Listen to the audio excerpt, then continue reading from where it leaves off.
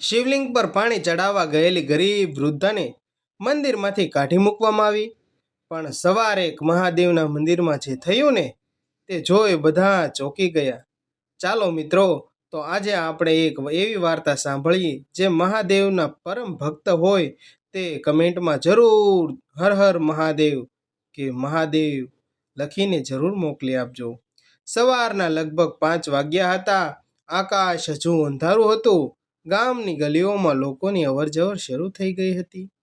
દૂર ક્યાંક મરઘો બોલતો હતો અને ઠંડી હવામાં મંદિરના ઘંટનો ધીમો ધીમો અવાજ સંભળાઈ રહ્યો હતો. ગામના છેવાડે આવે છે એક નાનું ઝૂંપડું. બારણું ધીમેથી ખુલ્યું છે. બહાર એક વૃદ્ધા નીકળ્યા. ઉંમર લગભગ 70 વર્ષની હતું. તેનું નામ હતું ગંગાબા. શરીર નબળું હતું. વાળ આખા સફેદ થઈ ગયા હતા. આંખોની આસપાસ કરચલીઓ હતી. પગમાં જૂની ચપ્પલ હતી અને ખભા પર વર્ષો જૂની ફાટેલી શાલ. પણ હાથમાં એક નાનું પિત્તળનું લોટું હતું. લોટામાં ગંગાજળ નહોતું. ગંગાબા પાસે ગંગાજળ ખરીદવા પણ પૈસા નહોતા. તે પોતાના ઘરની પાછળ આવેલા કૂવામાંથી પાણી ભરીને આવતી હતી. આજે શ્રાવણનો સોમવાર હતો. ગંગાબા માટે આ દિવસ સામાન્ય નહોતો. બોલો હર હર મહાદેવ. દરેક મિત્રો કમેન્ટમાં હર હર મહાદેવ જરૂર લખી દેજો. દર શ્રાવણ મહિનાના સોમવારે તે ગામના પ્રાચીન મહાદેવના મંદિરે જતી. શિવલિંગ પર પાણી ચડાવતી. તેને એક જ પ્રાર્થના હતી, હે ભોળાનાથ, હે પરમ કૃપાળુ પરમાત્મા, મારી પાસે આપવા જેવું કંઈ નથી, બસ મારી ભક્તિ સ્વીકારી લેજો. તે ધીમે ધીમે મંદિર તરફ ચાલવા લાગી. પણ આજે તેને ખબર નહોતી કે મંદિરના દરવાજા પર જે બનવાનું હતું તે આખા ગામની માન્યતાઓ પર હચમચાવી નાખશે. ગંગાબા ગામમાં એકલી રહેતી હતી. પતિ રઘુભાઈ ગુજરીને 15 વર્ષ થઈ ગયા હતા. તેમનો એક જ દીકરો હતો જેનું નામ હતું મનોજ. મનોજ નાનો હતો ત્યારે ગંગાબાએ તેને ભણાવવા માટે લોકોના ઘરમાં વાસણો ઘસ્યા, ઘરના કામ કર્યા, ખેતરમાં મજૂરી કરી.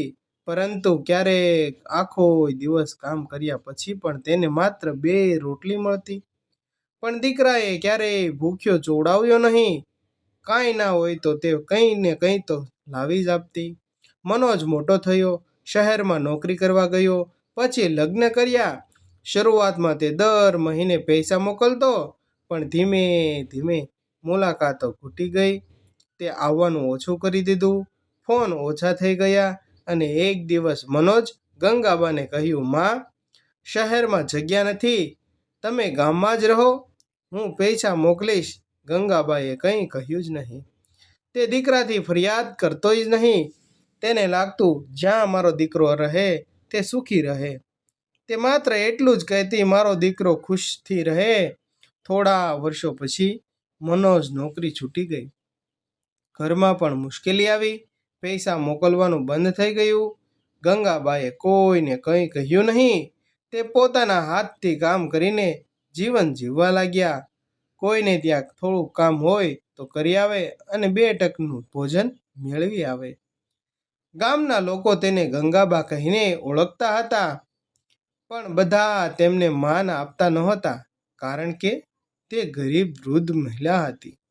ખાસ કરીને ગામના મહાદેવ મંદિરમાં મુખ્ય પૂજારી દેવશંકર શાસ્ત્રી. દેવશંકર શાસ્ત્રી ખૂબ કડક સ્વભાવના હતા. મંદિરના નિયમો વિશે તેઓ અત્યંત સખત હતા. કોણ અંદર જઈ શકે, કોણ નહીં જઈ શકે, કોણ શિવલિંગને સ્પર્શ કરી શકે અને કોણ નહીં, આ બધું તેઓ નક્કી કરતા હતા. ગંગાબા ગરીબ હતી. ક્યારેક તેના કપડા પર માટી લાગી જતી હોય, ક્યારેક પગમાં ધૂળ હોય અને ક્યારેક તેના મંદિરની બહાર બેસીને જ પ્રાર્થના કરતી. આવું બધું ધીરે ધીરે ચાલતું ગયું. પણ ગંગાબા માટે મહાદેવ મંદિરમાં નહોતા, તેના માટે મહાદેવ તો દરેક શ્વાસમાં હતા. તે ગમે ત્યારે વટતા તો તેના મનમાં તેના શબ્દો એ જ હોય, જય ભોળેનાથ, જય મહાદેવ, હર હર મહાદેવ, ઓમ નમઃ શિવાય, ઓમ નમઃ શિવાય. એમ કહેતી, મારા ભોળાનાથને સોનાની જરૂર નથી, એમને તો સાચું મન જોઈએ. આ વાત કેટલાક લોકોને ગમતી પણ કેટલાક લોકોને ન ગમતી. અને તે જ દિવસે આ માન્યતાની સૌથી મોટી પરીક્ષા આવવાની હતી. ગંગાબા મંદિર પાસે પહોંચી. મંદિરના આંગણામાં દીવા પ્રગટાવેલા હતા.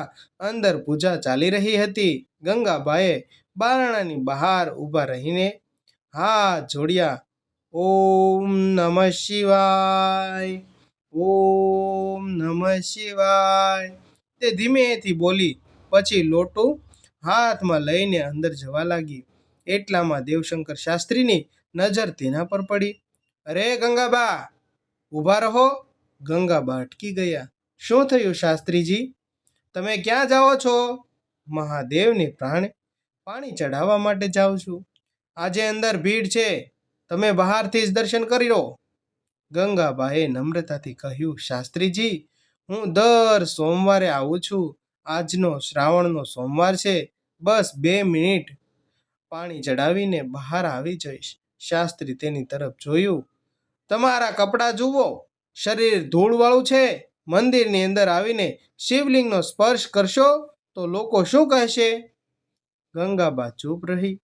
પછી ધીમેથી બોલી, શાસ્ત્રીજી, હું શિવલિંગને સ્પર્શ નહીં કરું, દૂરથી પાણી ચડાવી લઈશ.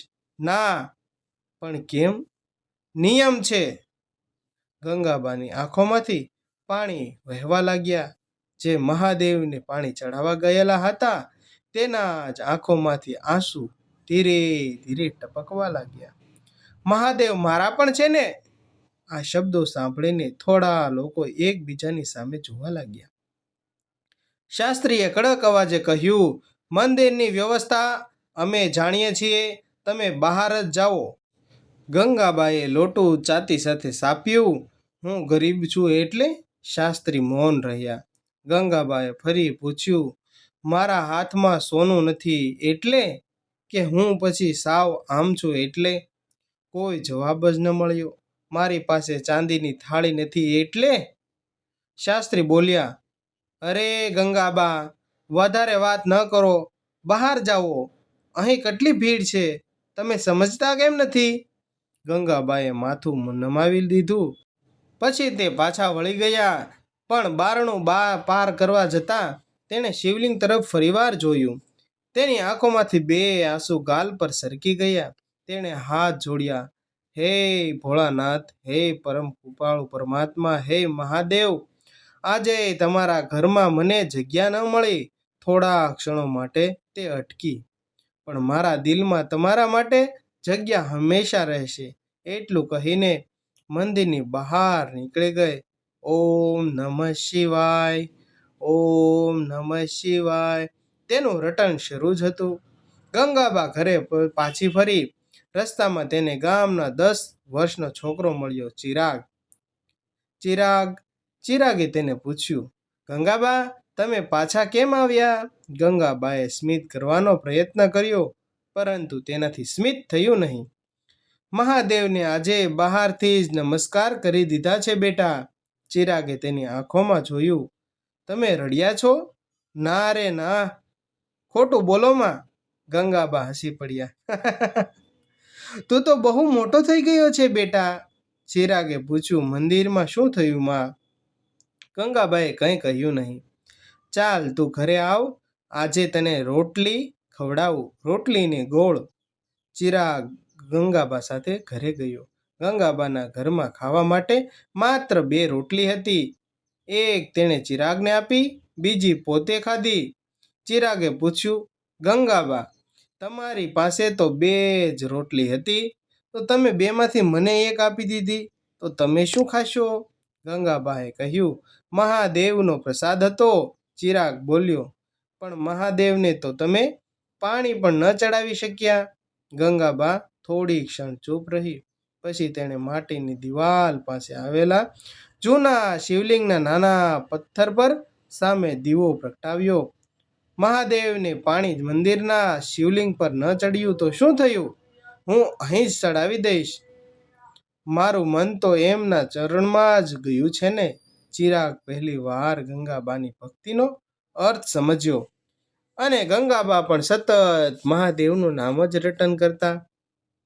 તે બોલ્યો, ગંગાબા, હું કાલે તમારી સાથે મંદિરે આવીશ. ગંગાબાએ તેના માથા પર હાથ ફેરવ્યો. તું ભણ બેટા, મોટો માણસ બન, બસ એટલું જ કાફી છે. એ જ રાત્રે ગામમાં અચાનક ભારે વરસાદ શરૂ થયો. વીજળી ચમકતી હતી. મંદિરની આસપાસ પવન જોર જોરથી ફૂંકાતો હતો.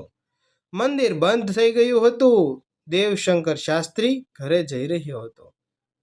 મંદિરની દેખરેખ માટે એક વૃદ્ધ સેવક હરજીભાઈ બહારના ઓરડામાં સૂતો હતો અને વરસાદ ધીમે ધીમે વરસતો હતો. રાત્રે લગભગ 12 વાગ્યા. તેને અંદરથી અવાજ આવ્યો, ઠંક. હરજીભાઈ ઊભા થયા. કોણ છે? કોઈ જવાબ ન મળ્યો. તેમણે મંદિરનું બારણું જોયું. બારણું બંધ હતું, પરંતુ આ અવાજ ક્યાંથી આવ્યો તો તેને એ પણ ના ખબર પડી. ફરી અવાજ આવ્યો, ટંગ ટંગ. હરજીભાઈ ડરી ગયા. તેમણે વિચાર્યું કે કદાચ પવનથી કંઈક પડ્યું હશે. ત્યારે અચાનક મંદિરની અંદરથી ઘંટનો એક જોરદાર અવાજ સંભળાયો, ટન. હરજીભાઈના શરીરમાં કંપારી છૂટી ગઈ. તેમણે બારણું ખોલવાનો પ્રયત્ન કર્યો. બારણું અંદરથી જ એટલું બંધ હતું. હે મહાદેવ! તેમણે ડરતા ડરતા બારણું ખોલ્યું અને બારણું ખોલતા અંદર અંધારું હતું. પણ શિવલિંગની આસપાસ જાણે કોઈ અજાણી ચમક હતી. અને એ ચમકને જોઈને હરજીભાઈ ધીમે ધીમે આગળ વધ્યા. પહેલા તો તેને ખૂબ ડર લાગ્યો, પરંતુ તે ધીમે ધીમે આગળ વધવા લાગ્યા. અને ત્યાં પહોંચીને જે જોયું તે જોઈને તેઓના પગ નીચેથી જમીન સરકી ગઈ. શિવલિંગની ઉપરથી પાણીના ટીપાં પડી રહ્યા હતા, એક પછી એક, ટપ ટપ ટપ. અને મહાદેવની મૂર્તિ ઉપર, શિવલિંગ ઉપર એ પાણી પડી રહ્યું હતું. જ્યારે કે મંદિરની છતમાંથી ક્યાંય પાણી ટપકતું નહોતું. હરજીભાઈએ ઉપર જોયું. છત ચૂકી હતી. બહાર વરસાદ હોવા છતાં અંદર એક ટીપું પણ નહોતું. પણ શિવલિંગ પર સતત પાણી પડતું હતું. હરજીભાઈએ હાથ આગળ કર્યા. પાણી ઠંડુ હતું. તેમણે તરત જ દેવશંકર શાસ્ત્રીને ફોન કર્યો. શાસ્ત્રીજી, તરત મંદિરે આવો. શું થયું છે? મને ખબર નથી, પણ મહાદેવની મૂર્તિ ઉપર ક્યાંકથી પાણી ટપ ટપ ટપ નીચે પડી રહ્યું છે. સવાર થતાં પહેલાં જ સમાચાર આખા ગામમાં ફેલાઈ ગયા. મંદિરમાં ચમત્કાર થયો છે. શિવલિંગ પર આપોઆપ પાણી પડી રહ્યું હતું. મહાદેવ જાગ્યા છે. લોકો દોડીને મંદિરે પહોંચવા લાગ્યા. મંદિરે દર્શનની ભીડ જમા થઈ ગઈ. દેવશંકર શાસ્ત્રી પણ આવ્યા. તેમણે શિવલિંગ જોયું. ચારે જ પાણીના ટીપાં શિવલિંગ પર પડી રહ્યા હતા. કોઈએ સમજાતું નહોતું કે પાણી ક્યાંથી આવી રહ્યું હતું અને આ શું થઈ રહ્યું હતું. કોઈને કશું સમજાતું નહોતું. કોઈએ કહ્યું, આ તો મહાદેવનો ચમત્કાર લાગે છે. બીજાએ કહ્યું, કદાચ છતમાંથી પાણી આવે છે. એમ કરતાં કરતાં બધાએ પોતપોતાની વાતો આગળ રજૂ કરવા લાગ્યા. લોકોએ છત તપાસી. છત સંપૂર્ણ સૂકી હતી. પાઇપ તપાસ્યા, કોઈ પાઇપ નહોતો. અંદરની દિવાલો તપાસી, ક્યાંયથી પાણી આવતું નહોતું. પરંતુ અજાણે આ પાણીના ટીપાં ક્યાંથી પડી રહ્યા હતા. બધા આશ્ચર્યમાં પડી ગયા. શાસ્ત્રીજીનું મોઢું ગંભીર બની ગયું. એટલામાં ચિરાગ ત્યાં દોડતો આવ્યો. તેના હાથમાં નાનું પિત્તળનું લોટું હતું. તે સીધો ગંગાબાના ઘરે જવાનો હતો, પણ રસ્તામાં મંદિરમાં ભીડ જોઈને અટકી ગયો. કોઈકે તેને પૂછ્યું, ચિરાગ, તું ક્યાં જાય છે? ગંગાબા પાસે જાઉં છું. શા માટે ગંગાબા પાસે જાશો? એમને મહાદેવને પાણી ચડાવવાનું હતું. આ સાંભળીને ગામના બધા સ્તબ્ધ થઈ ગયા. આ શબ્દો સાંભળતા જ બધાની નજર એકબીજા સામે થવા લાગી. ચિરાગે કહ્યું, ગઈકાલે એમને મંદિરમાંથી બહાર કાઢી મૂકવામાં આવ્યા હતા. મંદિરના આંગણામાં અચાનક શાંતિ છવાઈ ગઈ. દેવશંકર શાસ્ત્રીના ચહેરા પર બદલાવા લાગ્યો. તેને થયું કે શું આ એનો જ ચમત્કાર હશે. ચિરાગ આગળ બોલ્યો, ગંગાબાએ મને કહ્યું હતું કે મહાદેવે પાણી ચડાવવાનું રહી જ ગયું, પણ એમણે કહ્યું કે ભગવાને સાચું મન જોઈએ તો તે કંઈકનું કંઈક થઈ જ જશે. કોઈ બોલ્યું નહીં. તે જ સમયે ગંગાબા પોતાની ઝૂંપડીમાં બેઠી હતી. તેને ખબર જ નહોતી કે ગામમાં શું ચાલી રહ્યું હતું. તે ફરી એક નાનું લોટું ભરી રહી હતી. ચિરાગે તેને લેવા ગયો હતો. ગંગાબા, ઓ ગંગાબા, શું થયું બેટા? કેમ બૂમો પાડે છે? તમે મારી સાથે મંદિરે ચાલો. ગંગાબાએ માથું હલાવ્યું. ના બેટા, ગઈકાલે જે થયું પછી હું મંદિર નહીં જાઉં, પણ આજે તમને બોલાવવા માટે લોકો આવ્યા છે. મને? હા ગંગાબા, તમને. ગંગામાં આશ્ચર્યમાં પડી ગયા. થોડી વારમાં ગામના ઘણા લોકો તેની ઝૂંપડી બહાર ભેગા થઈ ગયા. સૌથી આગળ દેવશંકર શાસ્ત્રી હતા. ગંગાબાએ તેમને જોયા. તેણે માથું નમાવ્યું. શાસ્ત્રીજી, જો ગઈકાલે મારી ભૂલ થઈ હોય ને તો માફ કરજો. શાસ્ત્રીની આંખો ભીની થઈ ગઈ. ભૂલ તમારી નહોતી ગંગાબા. ગંગાબા કંઈ સમજી શક્યા નહીં. શાસ્ત્રીએ કહ્યું, મંદિરમાં આખી રાત શિવલિંગ પર પાણી પડી રહ્યું છે અને એ પાણી ક્યાંથી આવે છે તે કોઈને ખબર નથી. ગંગાબાએ ધીમેથી પૂછ્યું, ક્યાંથી? કોઈને ખબર નથી. ગંગાબા થોડા સમય સુધી ચૂપ પડી. પછી તેણે એક વાર કહ્યું, મહાદેવને પાણીની જરૂર નહોતી. કદાચ તેઓ કોઈને કંઈક સમજાવવા માંગે છે. શાસ્ત્રીએ તેના પગ સામે માથું નમાવી દીધું. ગંગાબા, મને માફ કરજો. આ દ્રશ્ય જોઈને આખું ગામ ચોંકી ગયું. ગઈકાલે જે વૃદ્ધને મંદિરના દરવાજામાં અપમાનિત કરવામાં આવ્યા હતા, આજે એ જ વૃદ્ધાને પગે મંદિરના પૂજારી હતો.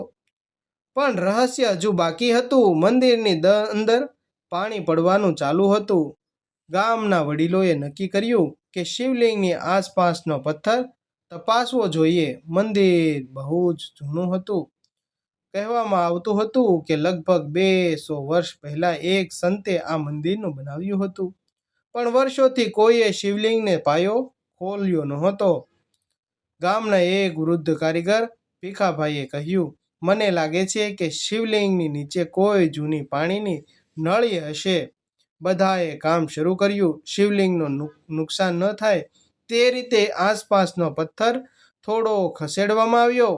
થોડું ખોદતા જ એક જૂની તાંબાની નળી મળી.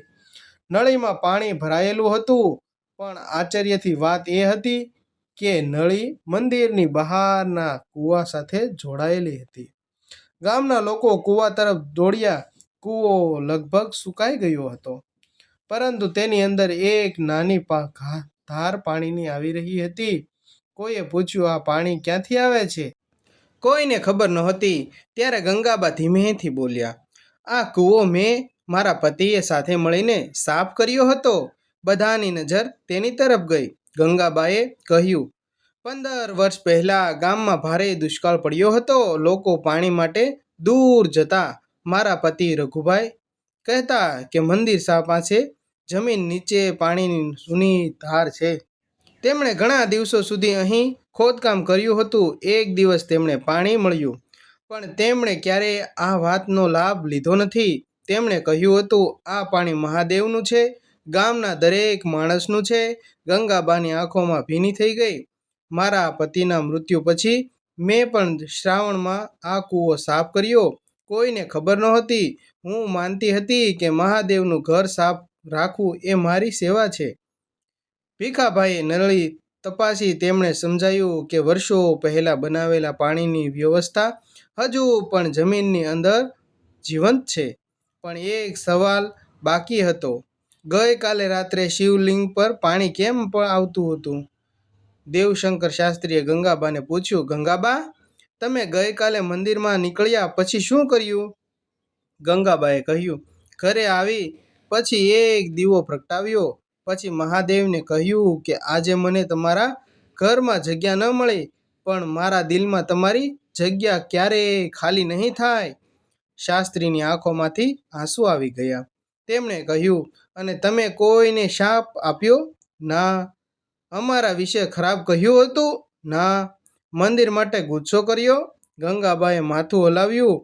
મહાદેવનું ઘર છે. હું મારા ગુસ્સાથી તેને કેમ દૂર કરું, ગંદુ કરું? આ જવાબ સાંભળીને ત્યાં ઊભેલા 100 લોકો નિશબ્દ થઈ ગયા. શાસ્ત્રીએ હાથ જોડ્યા. ગંગાબા, ગઈકાલે અમે મંદિરને મોટું માન્યું હતું અને ભક્તિને નાની. આજે સમજાયું કે મંદિર પથ્થરથી બને છે, પણ ભગવાન સુધી પહોંચવાનો રસ્તો મનથી બને છે.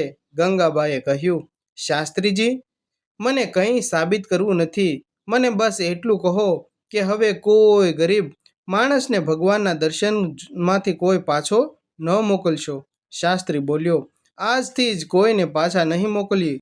પછી લોકો માનતા હતા કે રહસ્ય ઉકેલાઈ ગયું. પણ તે દિવસે બપોરે ફરી એક ઘટના બની. મંદિરના ગર્ભગૃહમાં શિવલિંગની પાછળની દિવાલમાંથી એક જૂની ઈંટ બહાર આવી ગઈ. ભીખાભાઈએ ઈંટ બહાર કાઢી. અંદર એક નાનું લોખંડનું બોક્સ હતું. બધા આશ્ચર્યમાં પડી ગયા. બોક્સ બહુ જૂનું હતું. તેની ઉપર તાંબાની પાતળી પટ્ટી હતી. તેમાં લખેલું હતું, જે દિવસે આ મંદિરની બહાર કોઈ સાચા ભક્તનું હૃદય તૂટશે, એ દિવસે આ પેટી ખોલવી. સૌના શરીરમાં કંપારી ઉઠી ગઈ. દેવશંકર શાસ્ત્રી ધીમેથી બોલ્યા, આ કોણે લખ્યું હશે? ગામના સૌથી વૃદ્ધ માણસે કહ્યું, આ મંદિર બનાવનાર સંતનું નામ સ્વામી શિવાનંદ હતું. બોક્સ ખોલવામાં આવ્યું. અંદર સોનું નહોતું, ચાંદી નહોતી, હીરા નહોતા, માત્ર એક જૂનો કાગળ હતો. શાસ્ત્રીએ કાગળ ખોલ્યો. તેમાં લખેલું હતું, આ મંદિર કોઈ એક જાતિ, કોઈ એક વર્ગ કે કોઈ એક ધનિક માણસનું નથી. જે માણસ ભૂખ્યો હોય તે અહીં ભગવાનને યાદ કરી શકે. જે ગરીબ હોય તે અહીં દીવો પ્રગટાવી શકે. જેની પાસે પાણી ન હોય તે આંખના આંસુથી અભિષેક કરી શકે. અને જેની પાસે કશું ન હોય તે ફક્ત ઓમ નમઃ શિવાય બોલે. એ જ સૌથી મોટો દાન છે. કાગળના અંતે લખેલું હતું, ભગવાનને મંદિરમાં બંધ ન કરશો.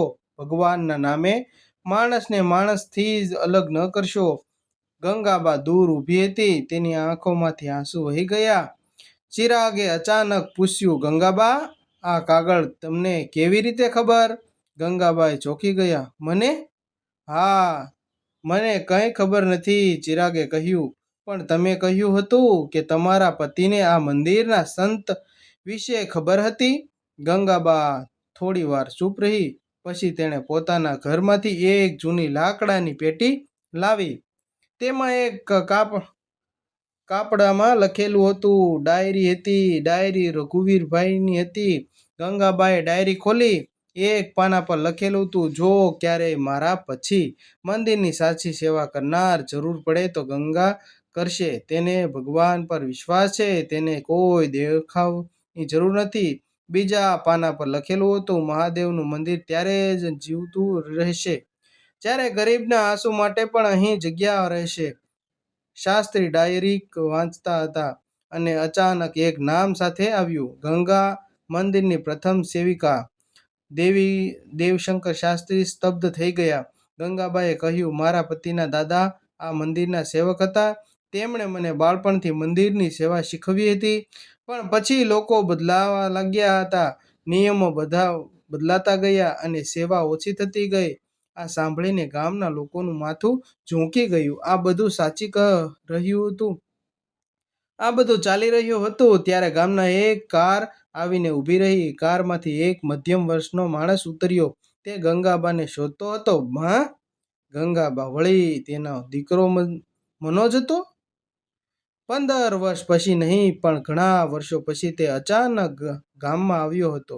ગંગાબાએ તેને જોઈને આંખોમાં આંસુ આવી ગયા. તું આવ્યો બેટા? મનોજે માતાના પગે લાગી માથું ઝુકાવ્યું. માં, મને માફ કરો. શું થયું બેટા? મનોજ બોલ્યો, હું આખી જિંદગી પૈસા પાછળ દોડતો. મને લાગતું હતું કે શહેરમાં મોટું ઘર બનાવીશ તો સુખી થઈ જઈશ. પણ ગઈકાલે મારા એક મિત્રએ મને ફોન કરીને કહ્યું કે ગામમાં તમારી સામે મંદિર પર કંઈક થયું છે અને અંદરથી કંઈક થયું.